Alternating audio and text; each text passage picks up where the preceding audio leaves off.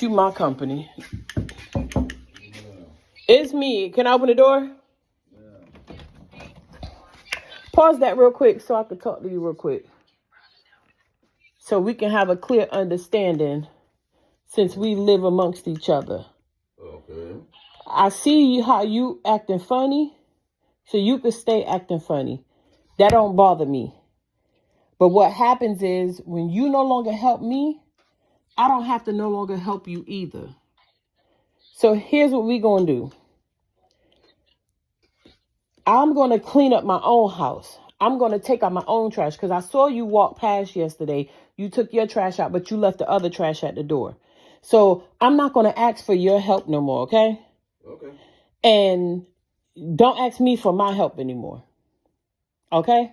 Okay. So we're gonna be even in what you doing because you did this, not me. I didn't never say you had to go nowhere just because I have a boyfriend. I still make sure you straight, still was making sure everything you need, you got. So when your money come, you tell me the stuff that you need and I'll get it for you. And that's going to be that. I'm going to make sure your rent is paid. All the bills are paid. You find to stay here, stay in your room, do whatever you want to do. But we can go ahead and separate ourselves from the helping each other since you started it. You decided not to help me no more, so I don't want to help you no more either. So we just going to be like roommates that don't have to deal with each other. You come and go as you please. If you leave, let me know so I know whether to keep my door unlocked or not. Okay. And that's it. So when your money comes, you already told me what you want, your fishing stick, your trench coat, and I'll make sure you have your cigars. And that's it. Okay.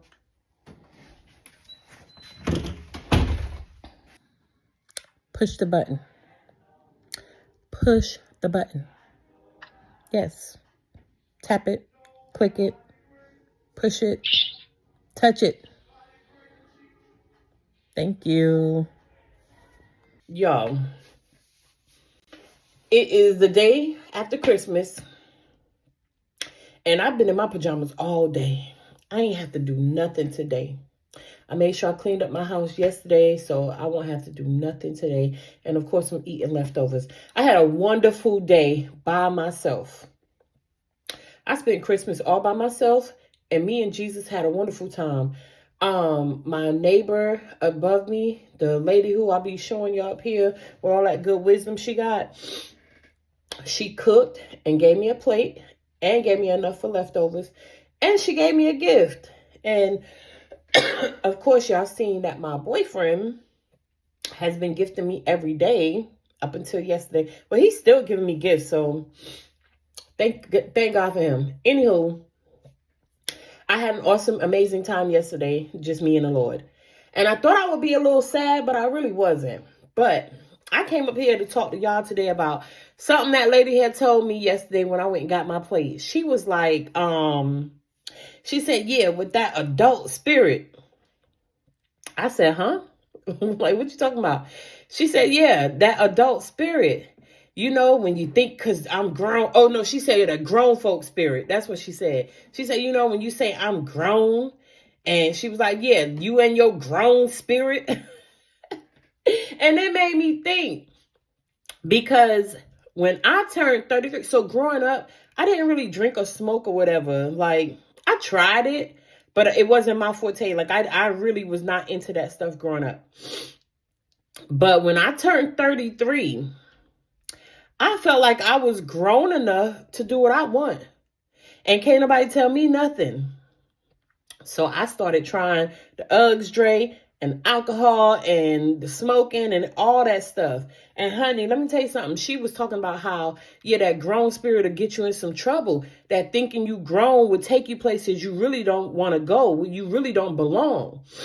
And I was just sitting there like, yo, that really made me think about how I thought I was so grown that I was old enough to try foolishness. Like, do you not know that grown spirit? Because then she was like, yeah, it's a spirit. I said, a spirit? I thought when we turn 18 or 21, we grown. But did you know there's a spirit that comes behind that age? I did not know that. So there's like, and so like, I hate putting stuff on God and the Holy Spirit. So I'm just going to say this is something that my soul has shown me. I want to say it was the Holy Spirit, but I don't know how true this is. So I'm not putting it on the Holy Spirit or God. I'm going to put it on me. I feel like there's certain age, like there's specific ages that you turn. Like when you turn 5 and you start kindergarten, when you turn 10 and you're the age of understanding. I think it's like 8, 9, or 10, whichever one of them ages. I can't remember. I want to say it was 10. When you turn 16 and like when you turn 13, you're now entering to the teenage years. When you turn 18 and when you turn 21 and then when you turn 50 and you're over the hill.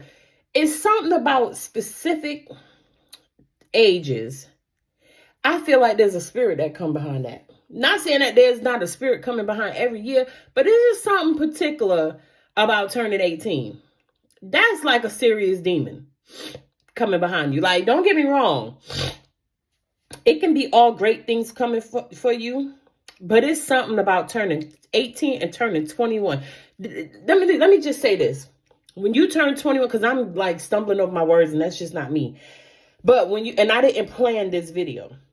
When you turn 21, I don't care if you saved or not. Everybody knows when you turn 21, you old enough to do what? To drink. Everybody know you old enough to go, not to, well, I don't even want to say to drink. It makes it legal for you to drink. You're old enough to go buy your own alcohol. We all know that. That's a spirit that comes behind the age 21. And so when the lady was saying that grown spirit, when kids turn 18, they feel like they grown enough to do what? Leave their mama house, go make their own decisions, yada, yada, yada. And it made me realize, like, when I turned 33, I don't know what made me feel grown, but something clicked in my head and was like, you grown enough to do what you want to do. If you want to drink, you could drink. You're well over the age. Like, you can choose to do what you want. You don't have to listen to what nobody else is saying. You don't have to follow that stigma of you're a church girl and you got to be holier than thou. I don't know, but it did something to me. But I know one thing. That grown spirit kind of messed me up in life. And so I came up here today because I really didn't have a video, but that stuck with me. Be mindful of that grown spirit. And I'm talking to anybody that sees this video. Because whatever age you are, there's a grown spirit in you where you feel like I'm grown and I could do this or that. Be mindful of that spirit. Yep. That thing is sent. And whether it's God sent or hell bent, be mindful of that spirit. Make sure you're not mishandling you because you feel like you're grown enough. Okay? Like, I'm just realizing, like, man, I really feel like I'm grown. Like, I could do what I want to do. Especially if you're saved, especially if you're a true disciple of Jesus Christ. We can't do what we want to do. And we know that. We strive to do what God wants us to do. Right? So, to them young folks, if them young folks see this, I know becoming grown seems like a milestone. It seemed like, yes, I'm finally here. I can finally do what I want. But watch out for those things that's going to trip you up in life. And I know we all have to make our mistakes. But, you know, a lot of stuff can be avoided. And I'm all for avoiding bad things happening. Some stuff is inevitable. But I love when I be using them words. I don't even know what they mean. Inevitable. But anywho, be mindful of that grown spirit. Just pray about that. Pray about the things that you do. If you don't know Christ, you already know. I need you to get to know him. I need you not to listen to what nobody else saying. I need you to know Jesus for yourself, because that's going to help tame that grown demon that's trying to come after you. Okay. I'm so serious. Anywho, I'm sorry that this video wasn't well put together, y'all, but I just wanted to let y'all know to be mindful of that grown spirit that we all seem to have in us. Watch out for the things that you're doing because you're grown. Okay? I love you and Jesus love you better. Bye. Y'all, What I checked, it ain't no mail. What I had to deal with today is ridiculous. So let me just say this much. If you have a place to stay and it's your own place, like you're the leaseholder, stop bringing all them people in your house. Stop bringing all them people in your house, especially if they can't help you pay no bills. I am sick and tired of dealing with people who always need help paying bills, but ain't gonna never need no help getting drugs and alcohol. I'm sick of that. And after what I've seen today, people would rather allow you to get evicted and buy you drugs than to help you keep your place to stay and get sober. Like, come on now. It's time out for that. And then y'all really would sit there and lose your place over drugs and alcohol. I get it. Drugs is a disease. Alcoholism is a disease. If you had the flu, a pneumonia, or asthma, I mean, you still would need a place to stay regardless of the disease, the illness, or the sickness. You would rather lose your place and go live with other people, go abide by somebody else's rules, than to be just a tad bit responsible and pay your bills. And it be the ones who bills ain't nothing. They rather do drugs. I'm so sick of seeing that. I'm so sick of having to deal with that. I'm so sick of trying to figure a way out because people rather do drugs. It's to the point where, should I just let them fall? Just let them go through whatever the heck they need to go through. Because they're going to choose drugs regardless. I get it. I should have a little bit more compassion because I used to do drugs. I used to drink. But I also kept a place to stay. And I'm not saying everybody is going to be like me. I get it. But I'd rather have my own place to do my drugs in than to be trying to do it at somebody else's house or out there in the cold. That's all I'm saying. Stop letting these men and ladies, stop letting these men pump up and down in you and they can't help you pay a bill. And I'm not saying be a prostitute at all. But I'll be damned if I lay on my back for any ninja and he can't help me when I'm in a bind. Nate, I'm in a bind. Y'all better stop. Stop. Just close your legs so you can think. Think about how to get yourself out of that situation. If you had it to where you can lay on your back all day, fine. But when you are in a tough situation, baby, close them legs and go figure something out. You cannot sit there and sleep all day and think the bills are going to get paid. Get up. Go find some resources and figure it out. Stop waiting for people to figure things out for you. I'm sick of it. I just had to come up here and vent. I'm praying. Oh, Jesus, I had to let that go. Anywho, I do have compassion for people. I really do. It's just what I had to face today dealing with people. It just threw me over the edge. Love y'all. Jesus, love y'all better. Bye. Y'all. This stuff right here is definitely the truth. It's definitely going to make your lips brighter. But let me explain this one thing. It says to put it on 4 times a day. And I've been putting it on 4 times a day. And I've been noticing the difference. But guess what they didn't tell you? Don't put it on spots that's already the color you need it to be. Y'all see this rim?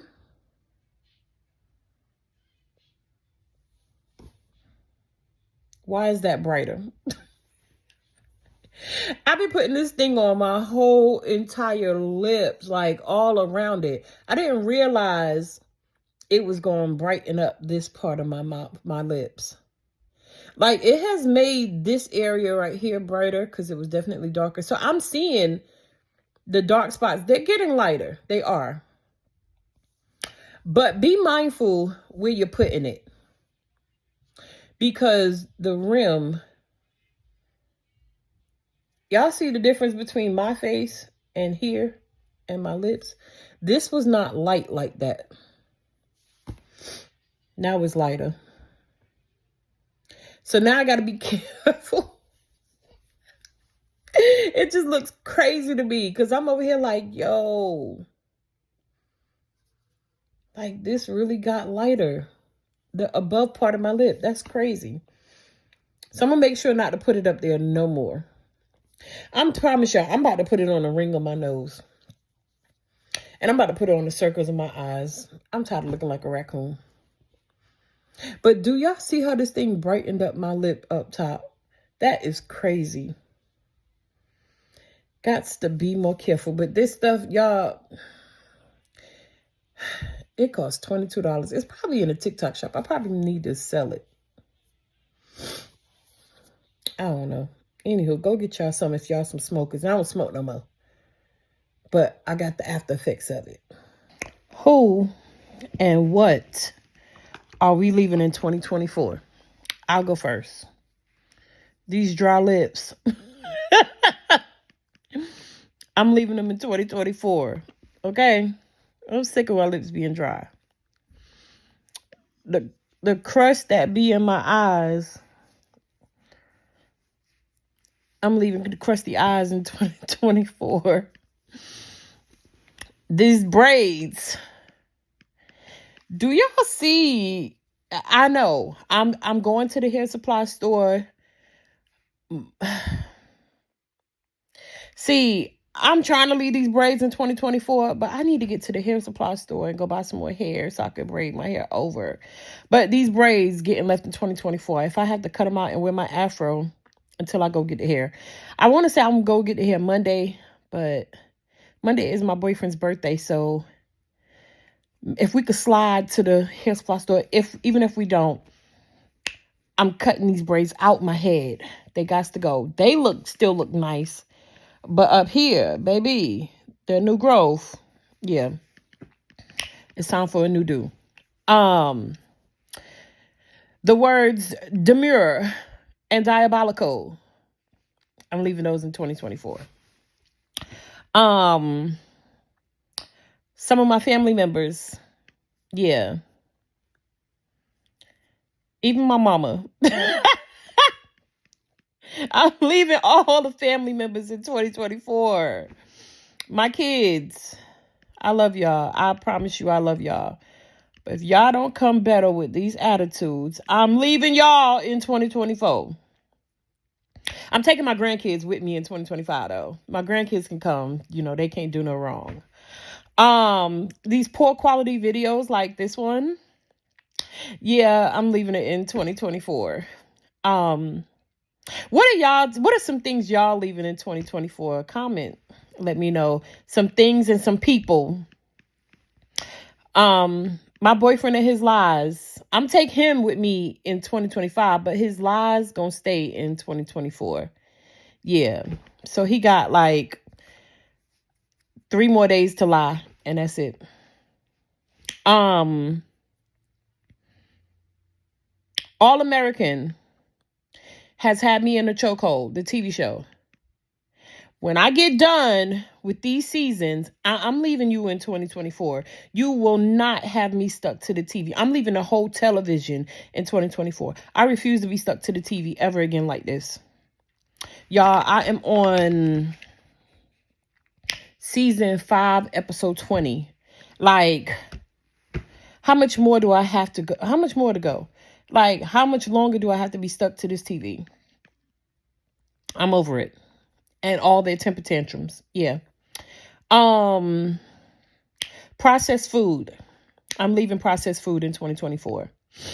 If it ain't good for me, I'm just gonna have to force myself not to eat it. I am. I'm gonna start this new liquid diet. I just need to drink liquids because at this point I'm tired of gaining weight. I'm leaving gaining weight in 2024. What else? This homemade looking furniture I have, don't get me wrong, I love my apartment and I love the way it looks, but I am sick and tired of not having matching furniture. Like, I pieced this apartment together. I want me some matching furniture in 2025. Go Raleigh. Taking a bus, public transportation. As much as I love you and as dependable as you have been, I'm trying to leave you in 2024. I got to get me a vehicle. I need me a vehicle in 2025. I cannot take them crackheads on Pecan Road anymore. If you know, you know, Raleigh, North Carolina, Pecan Road and South Sanders. I am so over it. I'm leaving it in 2024. Yep. And iPhone. My Android has proven to be better time and time again. And although I use this iPhone, I don't know why I even use it, but I do. I'm switching my iPhone to my other account, and I'm going to use my Android for this account. iPhone, I'm trying to leave you in 2024, but unfortunately, I'm still paying for you, so I guess you coming with me. That's pretty much it. Tablets. We leaving tablets in 2024. Don't nobody want no tablet no more. Nobody but them kids. No longer using tablets. I need like a mini computer. A mini laptop. Not a tablet though. Nintendo Wii. We leaving you in 2024. You got to come out with a better game.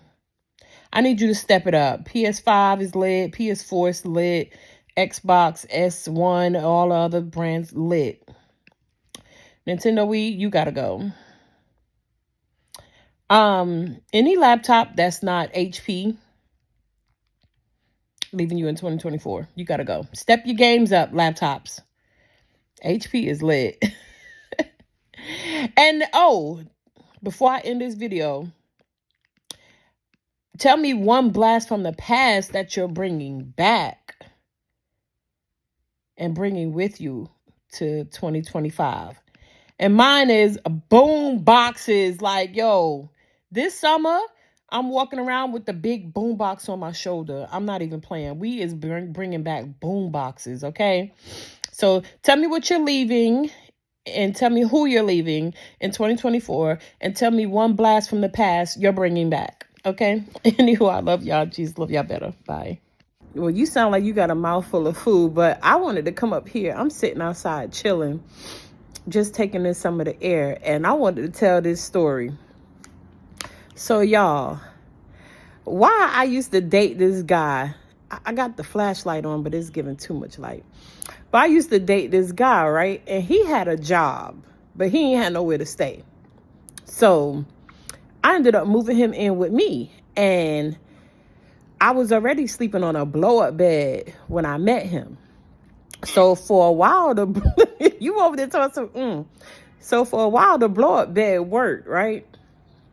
So one day, the blow-up bed started like deflating. So we realized, you get a spray bottle with some water in it and some soap and spray it on it and it'll bubble up and it'll show you that it got a hole in it. So we realized, okay, the blow-up bed got a hole in it.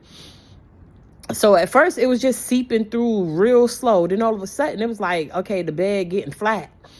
So instead of him thinking, okay, let's go get a bed, we ended up going to get no. Before I bought a new bed, he ended up going to Walmart and getting some Gorilla Tape and Gorilla Glue. So we patched it up with Gorilla Tape and Gorilla Glue, and that worked for like a good week. Then after that, the hole like got bigger, it seemed like. So instead of him thinking, okay, let me go get us a new bed, he went and bought another blow-up bed. So we sleeping on that blow-up bed. The whole time we sleeping on that blow-up bed, y'all, he buying himself new video games, just little stupid trinkets from Walmart or wherever, or the secondhand store, buying clothes, buying stuff for his dreads and whatnot.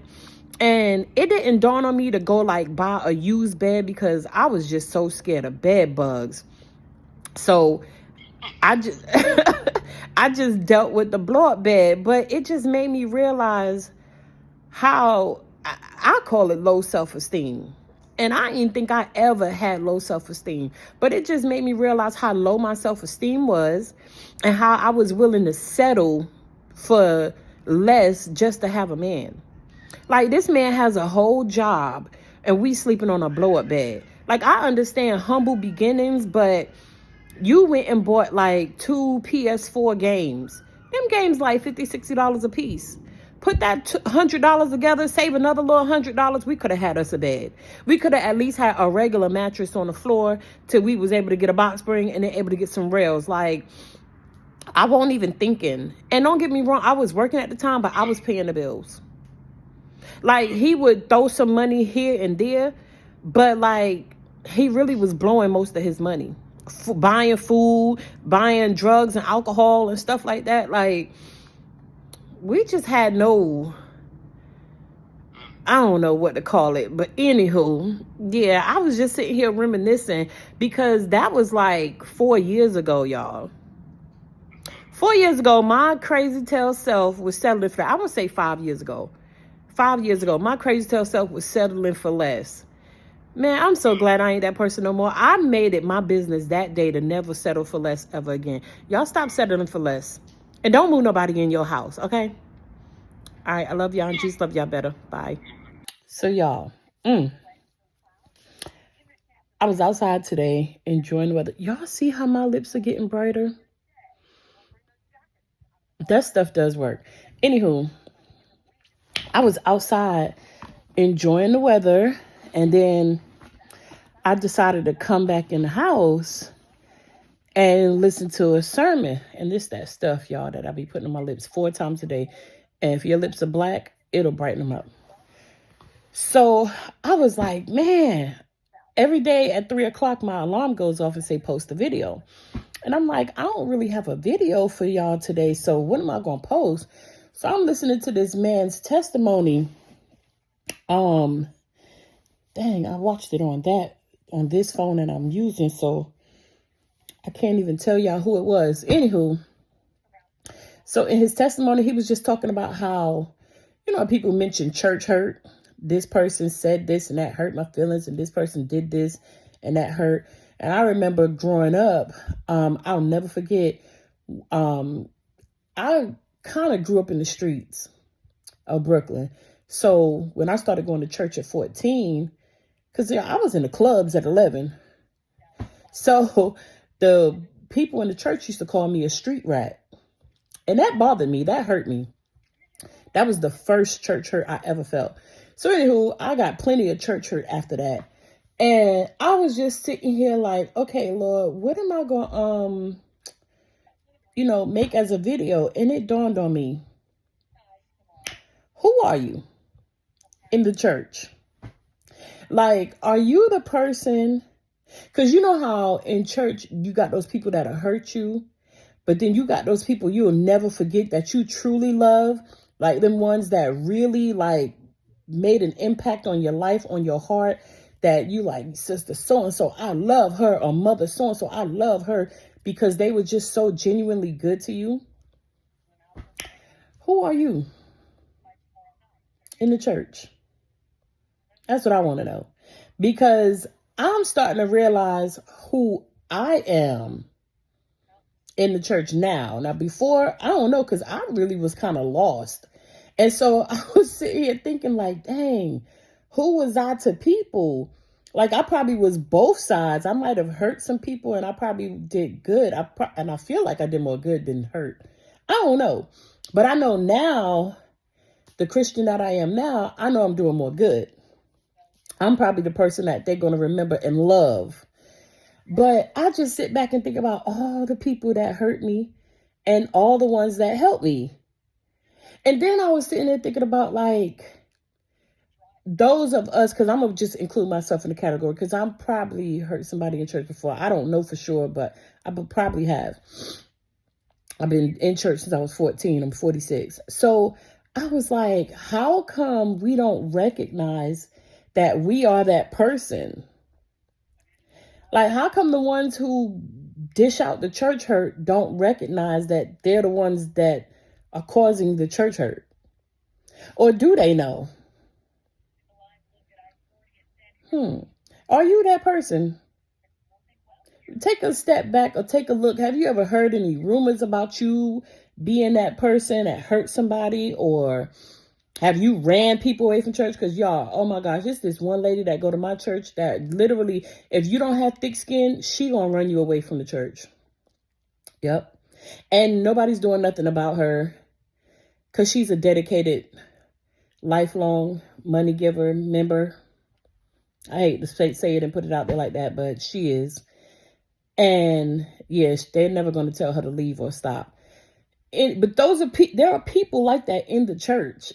And I'm just sitting here like, who are we? And why are we allowing the enemy to use us? And don't get me wrong, God uses that person for his glory because it builds your character.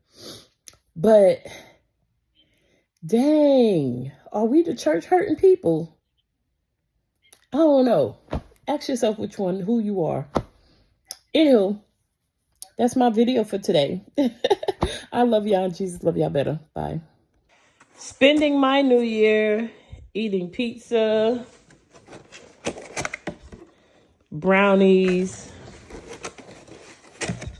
This is a chicken Alfredo bowl.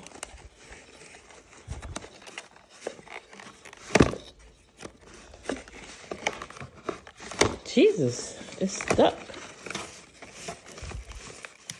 Let's see what's in it. Let's see what we're working with. Ooh.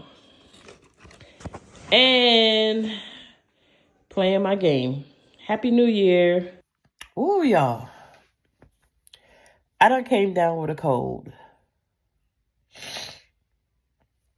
I believe it's from going to see my grandson. And he had the flu. But he wanted his grandma. And he wanted to love on his grandma, so I let him. And now I got a cold. But I just came up here because I had to tell this little incident that happened. So last night was New Year's Eve. Y'all know at midnight,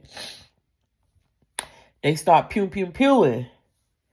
So folks is pewing outside my window. And I'm like, oh no, I got PTSD bad. Y'all can't do that outside my window. Like, go in the woods, go in the bushes. We in the South. So anywho, I go outside and I start yelling at them like, move from in front of my window, go take that somewhere else. So after that, like 4 police cars pull up. And so I'm nosy. I'm from New York. Even though I do have PTSD, I'm still a little nosy. So I run outside and I see 4 police cars. And no sooner than I see those cars and I get up the steps, everybody's outside. And this one dude who asked me for my Wi-Fi passcode gonna say, yeah, we know Miss D called the cops. What? Because I don't even call the cops out here. I know I live in a ghetto. I know, very much so. And I know it's a lot of us folks, kin folks, skin folks that live out here. I'm not calling the cops right away. You got to really be trying to harm me for me to call the cops. So I did not call no police. So I fussed him out. I sure did. And I had just told God, I was like, God, I'm going to do better with handling my attitude for 2025. Literally got tested right then. I fussed him out. I said a few choice words I had to ask for forgiveness for. But how you just gonna call out my name? And I mean, it's a crowd of people. So everybody's standing around him and his girlfriend. And you yelling out, Miss D calling the cops. I did not call no cops. So that right there showed me, first of all, the people that were surrounding him, allowing him to badmouth me. So after he said Miss D called the cops and I fussed him out, I went inside my house. He was still yapping about me. I mean, talking cash money junk about Mama D. For what? And They don't like me. Him and his girlfriend don't like me because I don't like their dog not being on a leash. I'm very afraid of dogs. So I have a problem with your animal not being on a leash. I'm the person that'll tell you I'm going to call the cops on you. So there's plenty of times I told him I'm going to police your dog. I'm going to call animal control. Like, I'm not even playing. If I'm going to call them on you, I'm going to tell you. So anywho, they don't like me because of that. And they just let their dog roam free. So literally, I'm going to say about 5 minutes after I went in the house and he was yapping and talking junk about me, I come back outside and I was going to go walk to my daughter's house because I was going to tell my daughter what had just happened because they yapping about me. And so as I'm walking by, why the same dude is on the ground getting choked out. When I say they put him to sleep, put him to sleep. The guy that was on top of him choking him out, I go run over there, grabbing on the guy, get off him, get off him, get off him now. Now, I'm yelling for the guy to get off of him. The guy gets off of him. He put that dude to sleep. That guy was not trying to get up off him. On the strength of me, he got up off of you. This is the same dude that was just talking junk about me. So, yeah, sorry, my nose running. I'm just sitting there like, it's crazy how I'm the person that the people that don't like me, that will talk cash money junk about me, I be the very person in position to just about save them. Like that right there just be blowing my mind. And not only that, him and his girlfriend, I have helped him out so many times. So many times. And it's like, y'all still put my name in your mouth. If last night didn't teach him a lesson, I don't know what will. But it taught me a lesson. I have to be careful how I dislike the people that dislike me. Because I never know when I'm going to be put in position to have to help them. And I need to make sure that I don't not help them because of my disdain for them. What does disdain mean? That just came out like it was a word. My dislike for them. So, last night was crazy. I live in the ghetto. It's very much trenches. And that just showed me, like, and then all the people that was around him, who he's cool with, won't none of them helping. None. And here I am in my moo-moo. Talking some, get off of him. Like, y'all, the very last get off of him, I was about to say the blood of Jesus. I literally was about to start calling the blood of Jesus. No sooner than I felt that rise up in me and I yanked on the dude's arm, he got up off of him. But it's just crazy how people dislike me and I'm the very person that got to help them. And I be seeing that quote a lot, like, be careful how you treat people. You might need them one day. And the way that karma just hit so quick. Like, you was just talking junk about me and now here you are on the ground, face down, choked out, sleep. Anywho, y'all, it's New Year's Day.